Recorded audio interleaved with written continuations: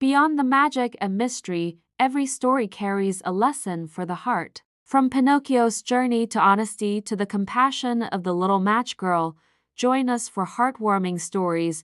Let's explore the values of kindness, courage, and love that stay with us forever. Because every child deserves a story that helps them grow. In a quiet village among the rolling hills of Tuscany, a lonely woodcarver named Geppetto spent his weary days crafting a marvelous puppet from a mysterious piece of pine that seemed to hum with a life of its own. He carved every feature with trembling hands, giving the puppet a mischievous expression and naming him Pinocchio, treating the wooden object with the same tender devotion as if he were a real son born of his own flesh. As the silver moon cast shimmering shadows, the benevolent blue fairy descended in a radiant glow of starlight to grant Geppetto's deepest wish by breathing the spark of consciousness into the cold, wooden limbs of the puppet. With a firm voice, the fairy warned Pinocchio that while he could move and speak, becoming a real human boy required him to prove his worth by being brave, perfectly truthful, and entirely unselfish in his actions. When the first golden rays of morning touched the workshop, Geppetto was stunned to find his wooden creation dancing on the workbench, laughing with joy and calling him Papa in a voice like a clear, ringing bell. Despite his poverty, the selfless woodcarver sold his only warm wool coat in the freezing winter to afford a brand new spelling book for Pinocchio, wanting more than anything for his wooden son to have a bright future. However, on his first journey to school, Pinocchio's fickle heart was lured away by the thumping drums and vibrant banners of Stromboli's puppet theater, which promised a world of excitement far beyond the dull walls of a classroom. Entranced by the dazzling lights, he foolishly sold his precious book for a ticket and leaped onto the stage, dancing with mechanical marionettes. Unaware that his disobedience was the start of a dangerous and dark adventure, the greedy puppet master Stromboli, realizing a puppet without strings was worth a mountain of gold, cruelly snatched Pinocchio and locked him in a cold iron cage, intending to exploit him for profit for the rest of his life. In the damp darkness, the blue fairy appeared, her light illuminating his tears, and asked why he had not attended school. But the terrified and ashamed boy began to weave a complex web of desperate, imaginative lies. With every dishonest word, Pinocchio's wooden nose began to unnaturally stretch and grow, sprouting green leaves and small twigs at the tip, until it was so incredibly long that he could no longer turn his head within the cage. Seeing his nose, Pinocchio wept bitter tears of genuine regret, realizing his lies were a physical burden that exposed his inner shame, and he begged the fairy for one more chance to prove he could be good. The fairy magically restored his nose and unlocked the cage with a wave of her wand, urging him to run straight home to his father without looking back at the many temptations of the cruel world. But his resolve was weak, and he was soon intercepted by the crafty fox and the bumbling cat, two swindlers who used honeyed words to convince Pinocchio that he could grow wealth overnight without any hard work. They led him to the field of miracles, whispering that if he buried his gold coins and whispered a secret spell, a magnificent tree dripping with gold would sprout from the earth by the time the moon rose. While Pinocchio dreamed of grand gifts for Geppetto, the two villains waited for the silence of night before digging up the coins, laughing at the puppet's naivety as they vanished into the shadows with his money, lost and broke. Pinocchio met a group of rowdy boys on a coach who invited him to Pleasure Island, a legendary place where there were no rules, no parents, and absolutely no schoolwork to be done. For many days, Pinocchio indulged in a life of laziness, eating candy and playing games, completely ignoring the mournful braying sounds of donkeys that seemed to echo from the dark, industrial corners of the mysterious island. Suddenly, Pinocchio felt a terrifying itch as long, fuzzy donkey ears sprouted from his head and a coarse tail burst through his pants, a physical manifestation of his descent into animalistic and thoughtless, lazy behavior. Realizing the island's curse turned lazy children into donkeys, Pinocchio gathered his courage and leaped into the churning ocean waves, swimming desperately for his life just as his donkey transformation was nearly complete in the water. After hours of battling the tide, a white seagull delivered a heartbreaking message, telling Pinocchio that Geppetto had built a small boat and set sail into the treacherous, stormy ocean to find his lost wooden son. The bird warned that a monstrous whale known as Monstro, the undisputed terror of the deep, had emerged from the abyss and swallowed the old man's boat whole during a violent surge of the midnight waves. Without hesitation, the brave wooden boy dove into the dark abyss of the sea, and after a desperate struggle, he was sucked into the gargantuan, rib-lined cavern of the whale's belly through its massive, filter-like teeth. There, in the dim light of a dying candle, he found a frail and heartbroken Geppetto sitting on the deck of his wrecked boat, looking as though he had given up all hope of ever being saved. Their reunion was an explosion of hugs and tears. But Pinocchio quickly realized they had very little time to act before the whale's massive lungs ran out of air or the creature dove back into the depths. "We must make the whale sneeze," Pinocchio shouted, gathering dry wood and old crates from the many shipwrecks to build a massive, smoking bonfire that would irritate the giant, prehistoric beast's sensitive and giant throat. As thick smoke filled the vast chamber, the creature began to shake and groan until it let out a sneeze so titanic that it launched their small, makeshift raft through the air and out into the sea.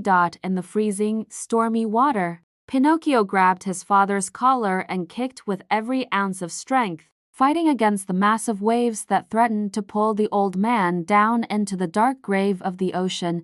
He dragged the unconscious Geppetto onto the dry, golden sand before his own strength finally failed him, and he collapsed in the surf, his wooden body battered and motionless beneath the rising light of the morning sun.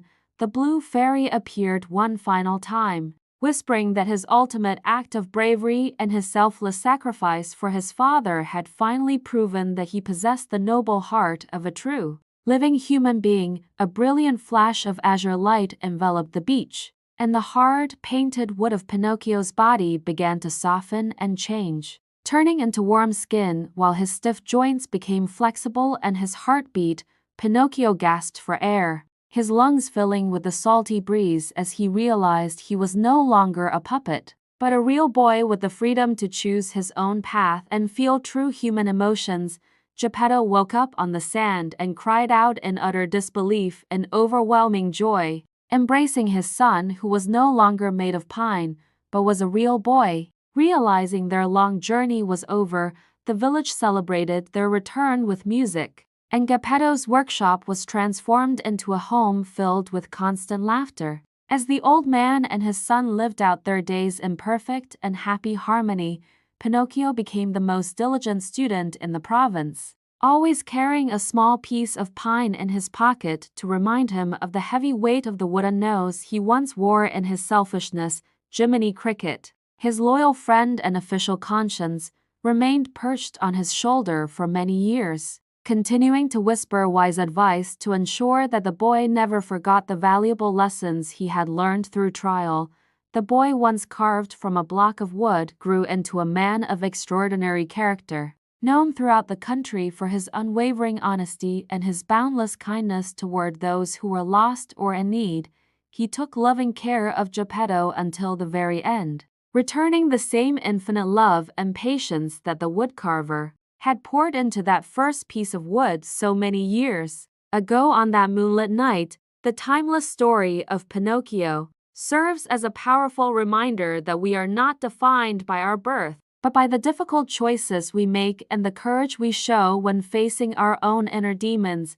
The legend of the wooden boy who earned a soul remains a cherished testament to the enduring power of truth, the necessity of courage, and the transformative magic found within the bonds of a loving family.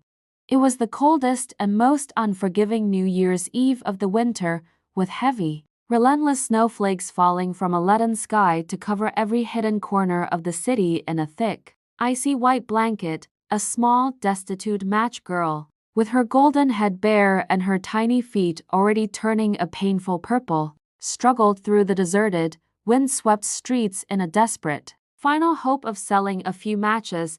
she had lost her old, tattered wool cap and her mother's oversized, clumsy shoes, which had slipped off her feet as she scrambled frantically across the frozen, carriage-strewn road to avoid being crushed by the wealthy. The girl's delicate, translucent skin was pale and drawn from hours of bone-chilling exposure, and her small, cracked feet were so swollen and numb that they no longer felt the biting, cruel frost of the pavement. She shivered uncontrollably and dared not return to her cold, drafty attic room, because she had not sold a single match all day and knew her father's harsh, violent temper would await her in the shadows. The only warmth she could sense in the world were the golden rays of light escaping from the large, frosted windows and the delicious, mouth-watering smell of roast goose wafting from the kitchens of the tightly closed houses. Finding a small, narrow recess between two towering, indifferent stone buildings, she huddled down as tightly as her small frame allowed, using her own thin body to block the cutting, bone-chilling winds of the winter night. In her profound, crushing isolation and utter lack of hope, the simple thought occurred to her to sacrifice just one tiny match to create a fleeting, momentary source of warmth for her freezing, blue fingers. She took a single match with trembling, clumsy fingers, struck it with a sharp rasp against the rough stone wall, and a small but brilliant flame immediately flared up, bringing a magical, temporary glow to the darkness. In that flickering, precious moment of light, she imagined herself sitting comfortably in a cozy, carpeted room before a great, cast-iron stove with a roaring fire that chased away every bit of the winter's ice. The flame danced beautifully before her white eyes, radiating a comforting, life-giving warmth against her frozen face. But in a mere cruel second, the match burned out and the warm illusion vanished into the hollow darkness. Feeling the biting cold return with even greater, more painful intensity, she decided to light a second match, desperate to witness that soothing, golden miracle one more time before the night claimed her completely. This time, the soft light fell upon the cold, gray stone wall, turning it transparent and thin like a fine silk veil, allowing her to look directly into the grand, opulent room that lay just beyond her reach. She saw a massive table laden with a lavish, steaming feast, covered in a snow-white linen cloth and featuring a golden, perfectly roast goose that filled the cold air with its rich, savory aroma. Then a wonderful miracle happened. The roast goose suddenly hopped off its silver platter, with a carving knife and fork still stuck in its back, and waddled with a comical gait directly toward the starving girl. But just as she reached out her thin, trembling hands to touch the feast of her wildest dreams, the second match flickered and died, leaving her once again alone with the cold, hard stone wall and the falling snow. She quickly and frantically struck a third match, and this time, she found herself sitting beneath the magnificent, spreading branches of a massive, shimmering Christmas tree that was taller and brighter than any house in the city. Thousands of tiny, glowing candles, shining like stars fallen from the night sky, hung from the lush green boughs, sparkling more brilliantly than any festive lights she had ever witnessed in her short, difficult life. The girl reached out her small, ice-cold hands to touch the dazzling, flickering lights, but the match went out, and the candles soared higher and higher into the sky until they became the twinkling stars of the universe. The girl sat shivering and utterly exhausted against the frozen wall, but she resolved to light the rest of her matches in a grand defiance of the dark, refusing to let herself fall back into the harsh reality. When the fourth match flared with a strong and brilliant light, warmer and more radiant than the sun, a glorious halo appeared, and in the center of the glow, she saw the loving, smiling face of her grandmother, the only person in the world who had ever truly loved and cared for her with kindness, appeared with a gentle, serene expression that promised an end to all her earthly sorrows and pain. "Grandmother," the little girl cried out in a voice filled with longing, "oh, please take me away with you. Don't let yourself disappear like the warm stove and the feast when this tiny match burns away into ash." She was terrified that this divine, heavenly light was only a temporary dream, and that when it faded, her grandmother would also vanish back into the bitter, dark night of the uncaring and silent city. In a frantic, desperate effort to keep the beautiful vision alive, she took the entire bundle of remaining matches and struck them all at once against the cold, unfeeling stone wall. In a burst of fire, the light from the 40 matches flared up with a magnificent intensity, as bright as broad noonday, and her grandmother appeared more distinct, radiant, and majestic than she had ever been in the world of the living. The old woman opened her loving, ethereal arms and gathered the small, shivering girl into them, embracing her with a profound warmth and a deep affection that the girl had craved for so many lonely years. Together, they began to fly upward in a beam of dazzling, golden light, escaping the freezing world of mortals and soaring far above the reach of hunger, cold, and the cruelty of the human heart. They flew high, higher and higher through the winter clouds and the biting winds, to a place where there was no more winter, no more poverty, and no more tears, but only eternal and perfect joy. The following morning, the sun rose over the quiet city, shining its bright, indifferent light into the cold corner where the little match girl still sat perfectly still and quiet against the white stone. She sat there with unnaturally rosy cheeks and a radiant, peaceful smile frozen upon her lips, looking to all the world as though she were lost in a deep, quiet, and very beautiful sleep. But the truth was that the little girl had frozen to death in the extreme cold of New Year's Eve, her small, frail body stiffened by the frost amidst a circle of charred and blackened matches. Passers-by found her clutching the burned remains of her final hope, but none of them could possibly understand or even imagine the beautiful and miraculous sights she had witnessed in her final hour. No one knew she had already flown away with her beloved grandmother to welcome the new year in a place of eternal bliss and unending, heavenly happiness far beyond the reach of the world. The harsh, clinical cold of the morning light made her warm, golden dreams seem like a distant memory, yet her face retained a fixed look of perfect, undisturbed, and holy serenity for all to see. The world saw only a tragic, pathetic scene of extreme poverty and lost life, never realizing the sacred meeting and the infinite, overwhelming joy that had graced her final moments on the icy street.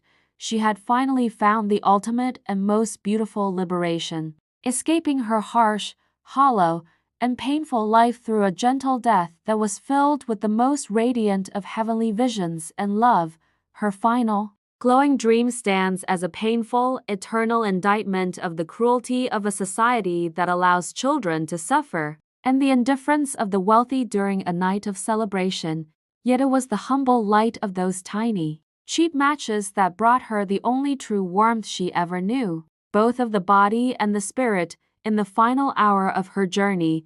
And in the end, she was welcomed by the purest and most unconditional of loves, flying higher than any of the festive lights that had lit the cold, dark city on that fateful night. In a distant, opulent land stood a magnificent, sprawling castle which sadly belonged to a young, handsome, immensely wealthy, but incredibly arrogant and supremely selfish prince who only valued his own extravagant pleasure. On extremely cold, unforgiving winter night, a seemingly frail, shivering beggar woman arrived at the grand castle door and politely requested temporary shelter in exchange for a single, perfect, deep red rose. Arrogant, haughty prince scornfully laughed out loud at her humble offering and coldly, cruelly turned the impoverished old woman away from the warm comfort of his lavish, brightly lit home, showing absolutely no kindness or human hospitality. Beggar woman immediately warned the prince not to be carelessly fooled by mere superficial outward appearances, asserting that true beauty must always be found deep within the soul. But the shallow prince simply dismissed her words with contemptuous disdain and arrogance. Suddenly, the seemingly weak beggar woman transformed in an instant into a powerful, magnificent enchantress whose intense, righteous presence filled the entire huge ballroom with a blinding, terrifying light and shimmering magic. Severely punished the spoiled prince for his immense cruelty. his unbearable self-absorption, and his total lack of love or empathy. The powerful enchantress transformed him into a grotesque, fearsome, and utterly miserable beast, covered in thick fur and bearing huge, menacing horns. Also magically and immediately transformed all the castle's loyal and innocent servants into various bewildered enchanted household objects, such as upright clocks, talking teapots, and charming candlesticks. The enchantress solemnly warned the now miserable beast that he had to successfully find true, pure, selfless love for another person, and that person must genuinely, truly love him back before the last final petal fell from the magical, enchanted rose. Meanwhile, in a lively, nearby quaint French village surrounded by lush fields, lived a beautiful, intelligent, and fiercely independent young woman named Belle,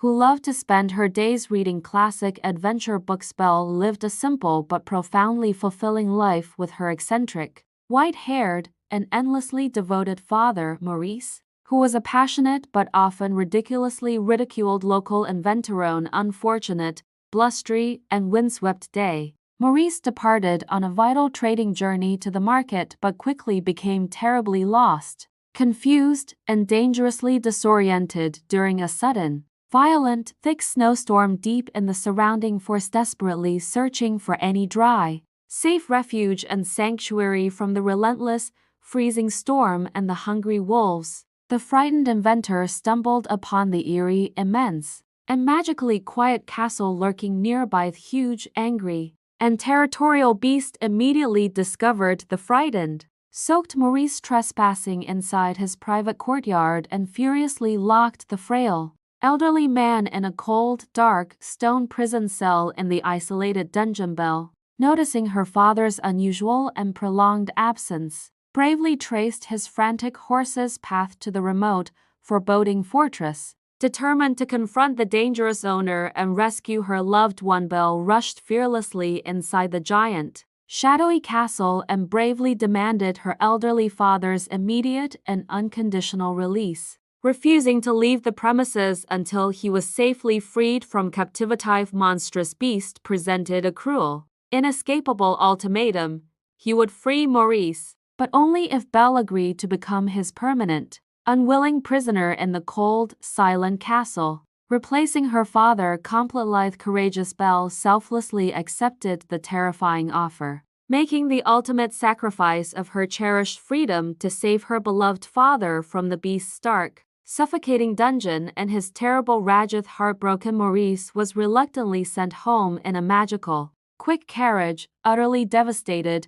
racked with overwhelming guilt, and consumed with tears at leaving his cherished, brave daughter with the fearful creature. Belle soon met the beast's wonderfully quirky, often fretting, and magically delightful enchanted servants, who immediately tried their absolute best to gently comfort the distraught young woman with kindness and song. Servants, including the overbearing Cogsworth the clock and the flamboyant Lumi Ray the candlestick, secretly held onto hope that Belle might be the key to finally breaking their terrible, painful enchantment. The lonely, tormented beast kept the one magical, perpetually glowing, deep crimson rose under a decorative, protective glass bell jar in the most inaccessible, deeply shadowed corner of his large private window. Every single day, the beautiful but magically delicate rose slowly, visibly began to tragically lose its vibrant, precious petals, each one symbolically reminding the beast of the critical,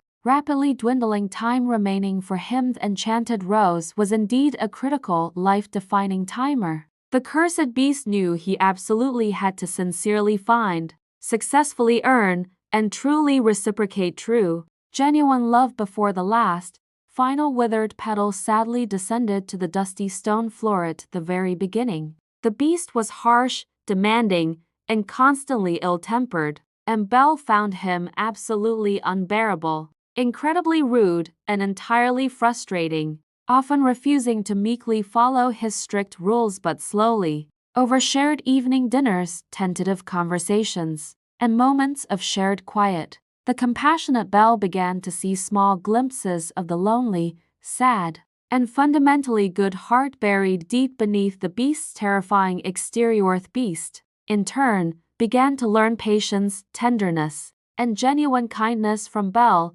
allowing her full, unrestricted access to his vast, magnificent, and sprawling private library, which delighted her beyond all measure. They began spending countless hours together, discussing poetry, reading classic literature, playing intellectual games, and quietly feeding the wild birds outside the great hall window. Their relationship deepened profoundly and irreversibly during a scary, unexpected wolf attack in the snowy woods, where the beast heroically risked his own life to fiercely protect Belle. Though he was severely wounded in the process, Belle tenderly, carefully cared for the beast's painful, deep wounds in the West Wing. Their emotional connection grew much stronger, and they realized that they shared a powerful, genuine, and surprisingly mutual affection and respect. The beast, completely and genuinely in love and determined to show profound trust, allowed Belle to temporarily leave the castle and return to her village to visit and reassure her sick,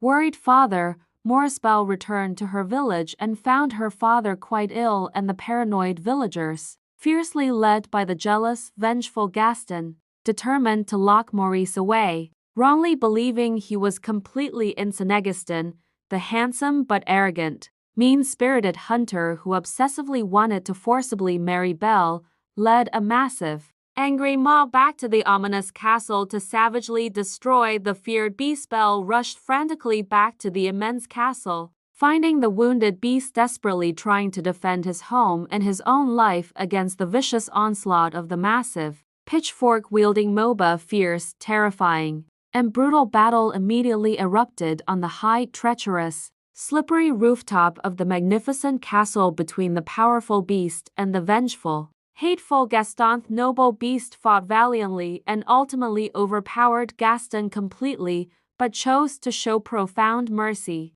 refusing to kill his defeated, cowardly rival, demonstrating the ultimate act of newly acquired, selfless kindness. The beast turned away to embrace Belle. The evil Gaston stabbed him cruelly and unexpectedly in the back with a hidden dagger, and the mortally wounded beast collapsed and fell onto the cold, snowy stone floor. Belle rushed tearfully to the dying beast, crying hysterically and desperately pleading with him to stay alive, confessing tearfully, "I love you, my dear beast. I truly love you with all my heart." Just as the final, sad, tiny rose petal gracefully detached itself from the stem and softly floated down to the cold floor, Belle's tearful, true, heartfelt confession miraculously broke the powerful, binding dark curse. In a blinding, majestic flash of golden, overwhelming light and swirling, warm magic, the hideous beast's furry form instantly dissolved, and he transformed back into the handsome, kind, and noble prince he was meant to be all along. Enchantments on the castle were also broken. The servants returned to their overjoyed human forms, and the loving prince and beautiful Belle were soon married, ruling the kingdom with profound kindness and living gloriously and happily ever after. Long ago, in a magnificent kingdom bordered by deep green forests, lived a princess named Snow White, whose extraordinary beauty was renowned throughout the land. Possessing skin as purely white as fresh snow, lips as red as blood, and hair as black and glossy as polished ebony wood. Tragically, Snow White's gentle, kind mother passed away, and soon after, the king married a new woman who became queen, a woman whose dazzling appearance hid a dark and malicious vanity within her heart. The new queen was terrifyingly beautiful, dominating the court with her cold, commanding presence driven by an overwhelming, insatiable desire to be acknowledged as the most stunning woman in the entire realm. She guarded her most prized possession, a mesmerizing magic mirror, and every morning she would stand before it, demanding to know the name of the fairest woman with the solemn question, "Mirror, mirror on the wall, who in this land is fairest of all?" For many years, the mirror faithfully confirmed the queen's dominance, its reflection assuring her, in a deep, mysterious voice, that, "My queen, You are the fairest of all across the mountains and valleys of the kingdom." But as the seasons changed and the princess blossomed, Snow White's natural grace and pure-hearted charm surpassed the queen's cold beauty, becoming a beacon of light that grew brighter each day. One crisp morning, unaware of the profound change that had occurred, the queen stood before her enchanted looking glass, confidently posing the question that had always flattered her pride. The mirror's answer shattered her delusion, delivering a stark truth that echoed ominously, "My queen, you are beautiful indeed, but here in this castle, Snow White is 1,000 times more fair." Hearing this, the queen felt an agonizing, sharp spike of unbearable jealousy pierce her heart,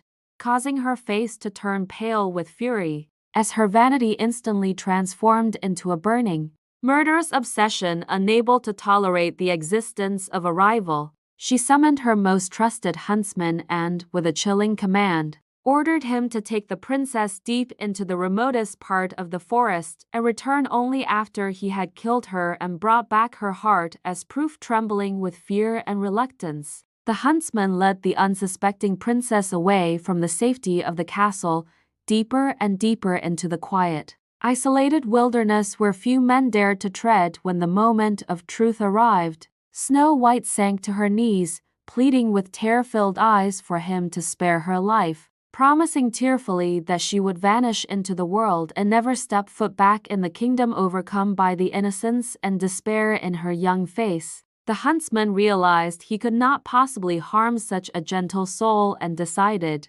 against the queen's cruel wishes, to let her go to deceive the maniacal queen. The huntsman swiftly hunted and killed a young wild boar, carefully taking its heart back to the palace and presenting it as the heart of the unfortunate princess fleeing through the tangled woods. Snow White was terrified by the rustling leaves, the looming shadows of the ancient trees, and the cries of the wild creatures, running until her delicate slippers were worn and her body was utterly exhausted. Just as darkness began to fall and her hope was dimming, she suddenly spotted a tiny, charming wooden cottage tucked away in a small clearing. With smoke curling peacefully from its chimney, she cautiously entered the small dwelling and found a strange sight.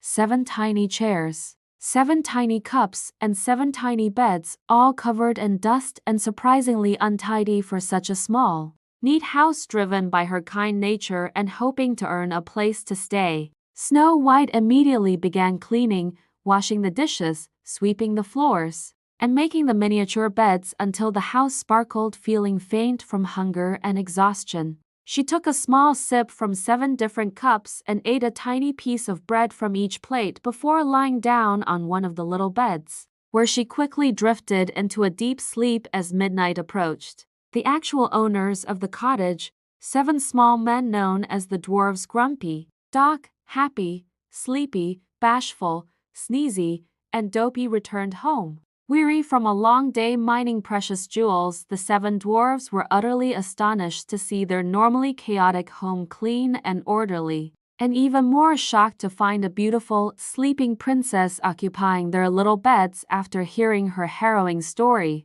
they felt sympathy and agreed that she could remain in their home, on the strict condition that she would diligently manage all the housework, cooking and cleaning for them. They urgently and repeatedly warned her, with stern faces, never, under any circumstances, to unlock or open the front door to any stranger who might approach the isolated cottage while they were gone. Back at the castle, the queen once again stood before her mirror, only to have her fury renewed by the undeniable reply that Snow White was alive and safe in the dwarves' cottage. Mad with uncontrollable hatred, the queen realized she could only rely on herself. She locked herself away and began brewing a complex, sinister plan, using her darkest magic to create various disguises and poisons. Her first attempt saw her transformed into a frail, traveling peddler woman, carrying a basket of brightly colored but magically poisoned corset laces, which she offered to the princess at the door with persuasive flattery. The disguised queen convinced Snow White to try on a beautiful lace, which she then cruelly yanked tight around the princess's chest, causing her to fall to the floor breathless and unconscious. Fortunately, the dwarves returned moments later, noticing the strange old woman fleeing. They immediately saw the dangerous lace, cut it away, and watched with relief as Snow White gasped and slowly came back to life undeterred. The queen created a poisoned comb for her second attempt, but Snow White remembered the dwarf's warning and kept the door bolted, frustrating the queen's second plot and forcing her to retreat in a rage. The dwarves, now gravely concerned for their friend's safety, strongly reinforced their warning, making Snow White promise that she would not be tempted by anyone, no matter how innocent or pitiful they seemed, driven to the brink of madness. The queen concocted her most deadly and beautiful creation, a flawless, red-cheeked apple, poisoned only on one enticing half, hiding the most lethal venom, disguising herself as an elderly farmer's wife. She approached the cottage and used a clever trick, taking a bite from the safe white side of the apple before urging Snow White to taste the irresistible red half. Seeing the gentle old woman seemingly eat the fruit without harm, the naive Snow White finally let down her guard, yielding to the temptation of the beautiful red color and taking a decisive, fatal bite. The moment the poisonous juice touched her lips, Snow White fell silently to the floor, the wicked spell taking hold, leaving her looking perfectly preserved, as if merely asleep, yet utterly lifeless. The queen, feeling a triumphant, cold satisfaction course through her veins, hurried back to her castle, asking the mirror one final time and at last receiving the answer, "My queen, you are the fairest of all."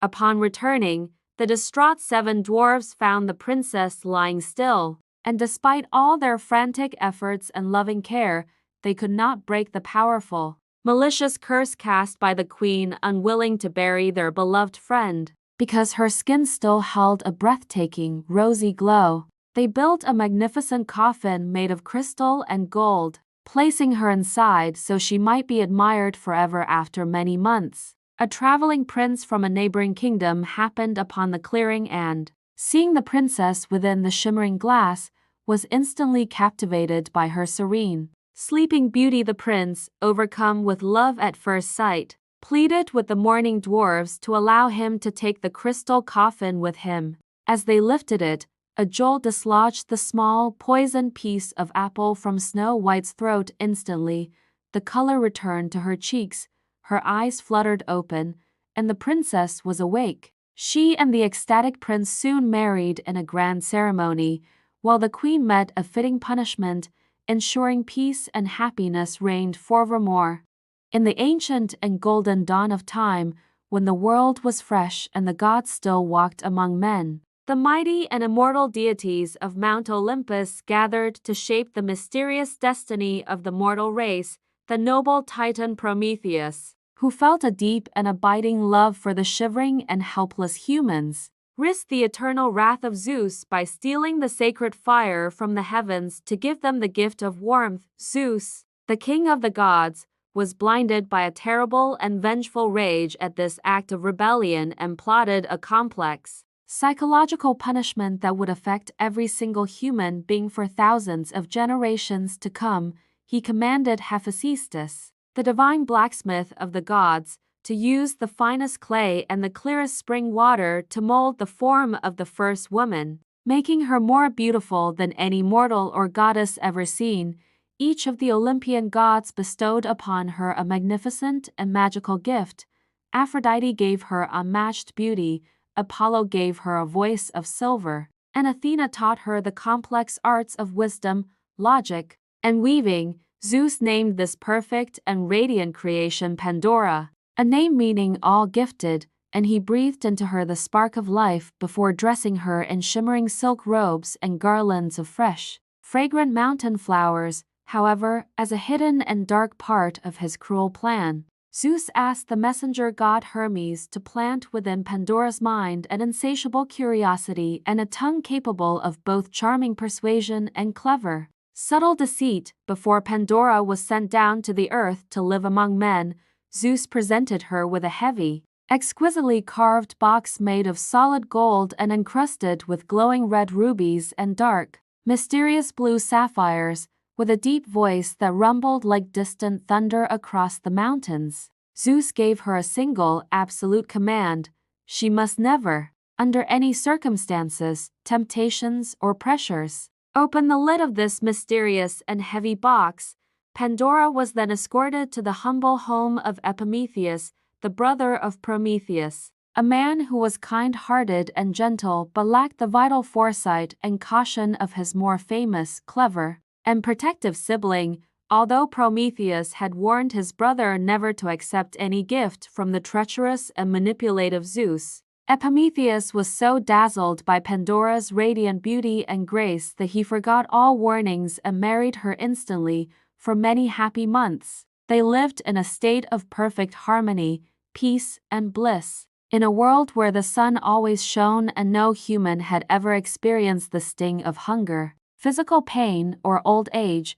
Despite the undeniable beauty of her new life, Pandora found her eyes constantly drawn to the golden box, which sat on a stone pedestal in the corner of their home, looking both regal and deeply, strangely ominous. As the days turned into weeks, the burning desire to know what lay inside the box grew into a powerful obsession that haunted her dreams at night and occupied every waking thought of her increasingly restless mind. She frequently asked herself why the king of the gods would give her such a magnificent and valuable object only to deny her the simple, harmless joy of seeing the treasures that surely must be hidden within.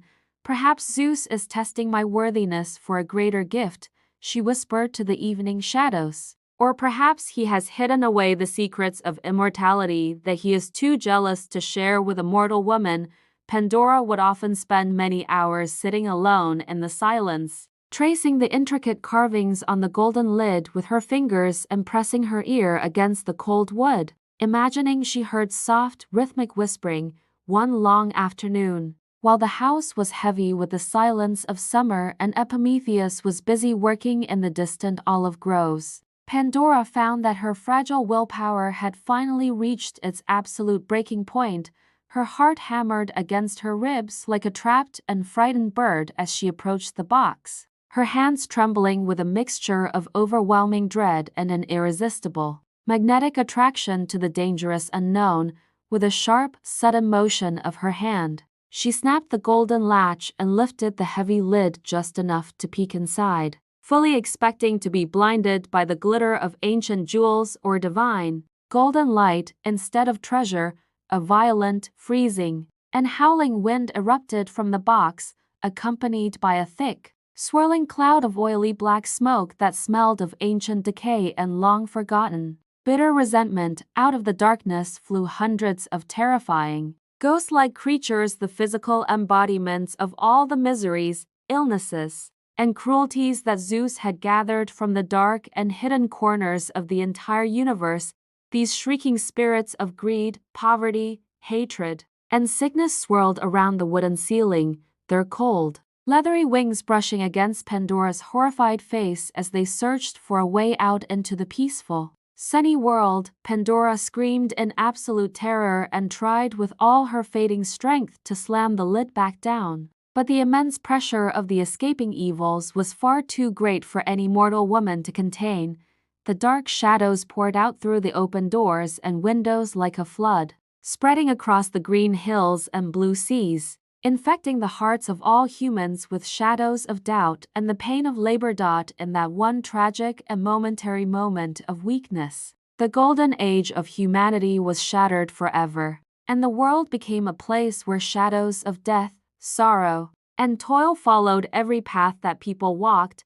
Pandora cooed down to her knees, sobbing in uncontrollable and bitter grief, realizing that her simple act of curiosity had unleashed a tide of human suffering that could never be called back or undone by any power. As she sat in the now darkened and cold room, she suddenly heard a very faint, melodic, and rhythmic tapping sound coming from the deep, dark bottom of the box, quite different from the harsh shrieks of the evils. A tiny, sweet voice, as delicate as a summer breeze and as clear as a bell, called out to her from within the shadows, begging to be let out so that it might fulfill its holy purpose.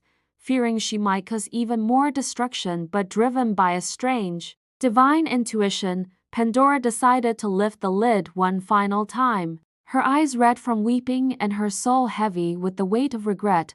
From the dark corner of the box, a small, radiant spirit of pure white light fluttered out, glowing with an intense warmth that immediately began to soothe the terrible coldness in Pandora's trembling and broken heart.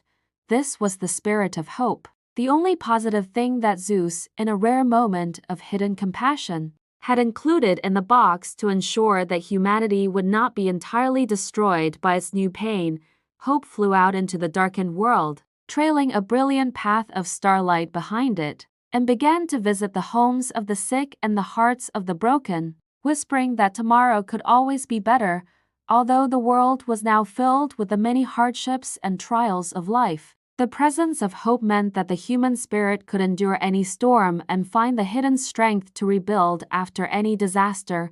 Pandora and Epimetheus grew old together in a changing world, learning that while life was now a struggle, the love they shared and the hope they held made every difficult and painful moment worth living for. The story of Pandora's box has been passed down through the centuries as a profound and eternal warning that some secrets are meant to remain hidden and that curiosity always requires the balance of wisdom. It serves as a beautiful and tragic explanation for the complexity of the human condition, where great joy and laughter are often found standing right next to the most profound and difficult of human sorrows, even when the clouds of despair are at their thickest and the evils of the world seem to be winning. The light of hope remains as a permanent and unshakable anchor for the soul of every living person.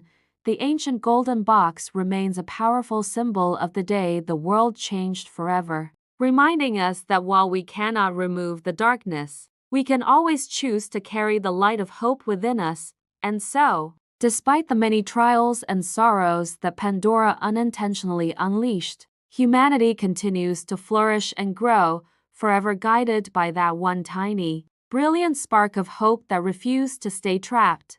Once upon a time, in a narrow cobblestone street of a sleepy, snow-covered town, an old shoemaker lived with his devoted wife in a small, ancient cottage that always smelled of rich leather and beeswax.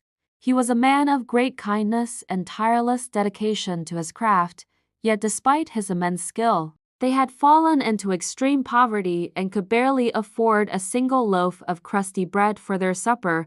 One chilly winter evening, with the wind howling through the cracks in the walls, the shoemaker realized there was only one single piece of fine leather left in his workshop, just enough for one final pair of shoes.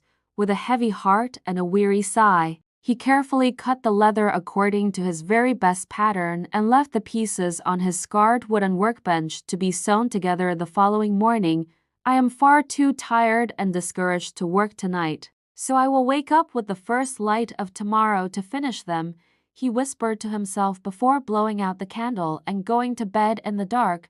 The next morning, after a restless and cold sleep, he walked into the workshop and saw a genuine miracle sitting precisely where he had left his unfinished scraps of brown leather the night before. Instead of raw materials, there sat a pair of shoes so perfectly finished, with every silver stitch aligned and every surface polished to a brilliant, glass-like shine that reflected the morning sun.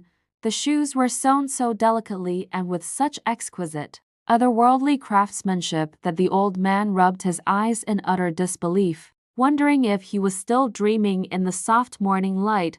A wealthy customer happened to pass by the shop window, and being struck by the sheer, undeniable beauty of the shoes, he purchased them for a sum of money that was far beyond the usual market price.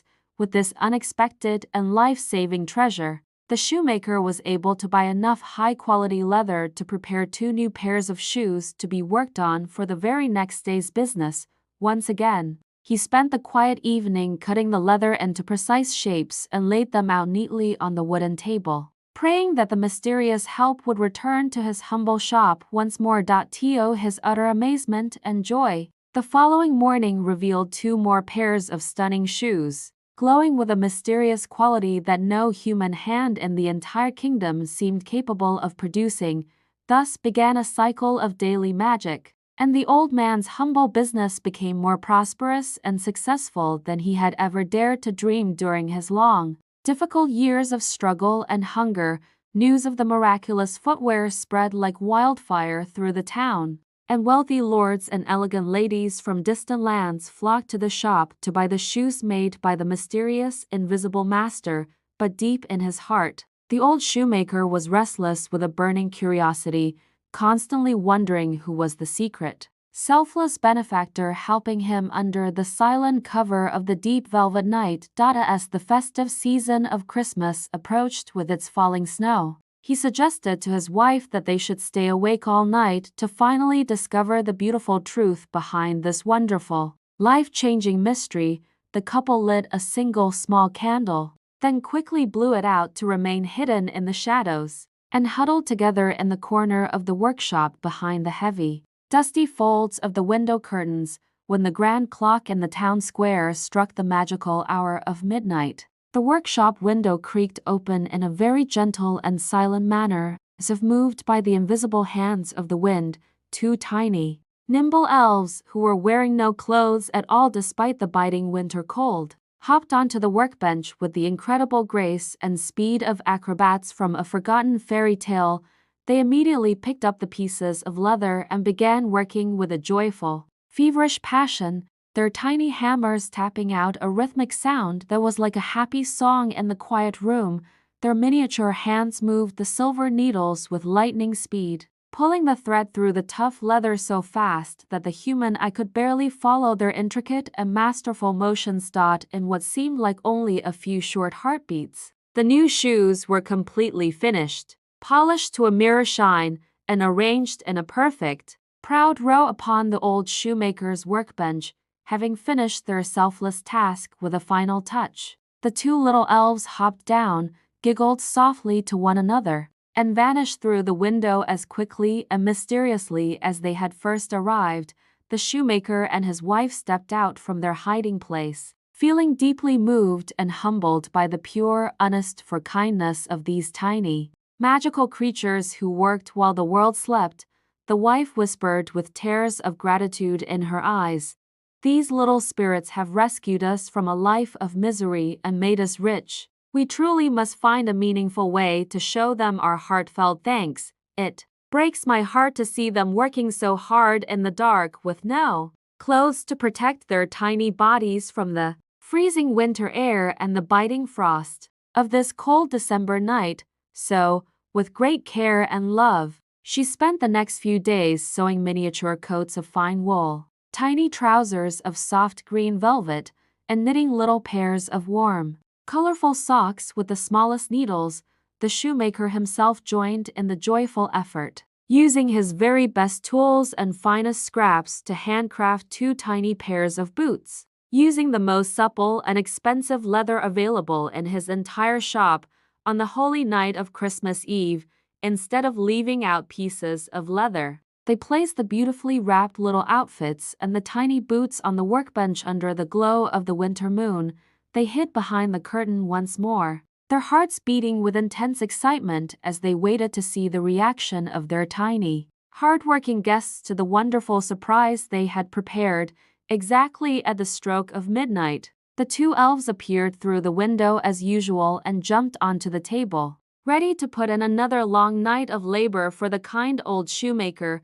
But instead of the usual brown leather and patterns, they found the bright, colorful clothes and the tiny, beautiful boots waiting for them in the very middle of the clean and quiet workspace.